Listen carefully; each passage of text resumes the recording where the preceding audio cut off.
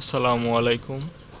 যাদের আঙুর বর্তমান এই সাইজের আছে তারা কি কি সার দিবেন, কি পরিমাণে, বা আমি কি কি ধরনের সার দিচ্ছি সেটা নিয়ে এখন বিস্তারিত কিছু কথা বলবো, বা আমি এখন কিছু সার প্রয়োগ করব। আমার এই গাছটা যদি একটু দেখাই, আমার এই গাছটা মাটিতে লাগানো। এটার বয়স আনুমানিক 11 মাস মতো, এখনো 1 বছর হয়নি।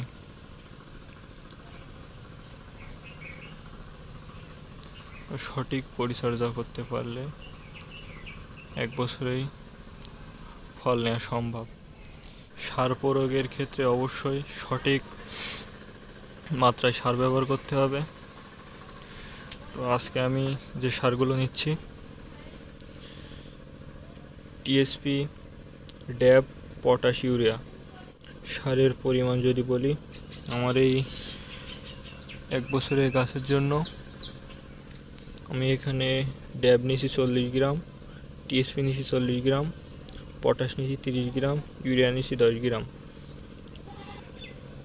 এখন গাছে যেহেতু ফল আছে, যেহেতু প্রতি 10 দিন অন্তর গাছের সার দিয়ে যেতে হবে,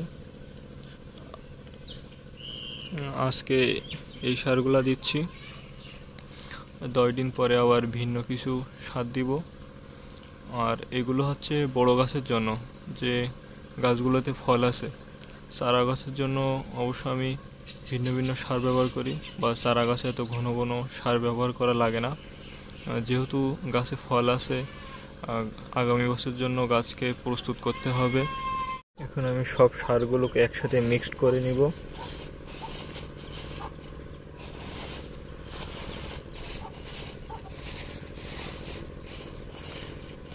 মিক্সড করার পরে এইভাবে সাইডে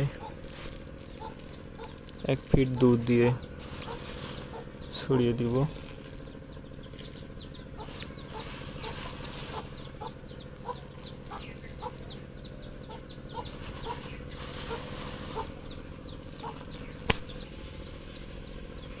এরপরে মাটিগুলো হালকা আলগা করে দিব। আলগা করে দেওয়ার পরে সেচ দিয়ে দেব। আর এই সময় মাটি শুকাতে দিলে হবে না, যেহেতু গাছে ফল আছে, নিয়মিত সেচ দিতে হবে।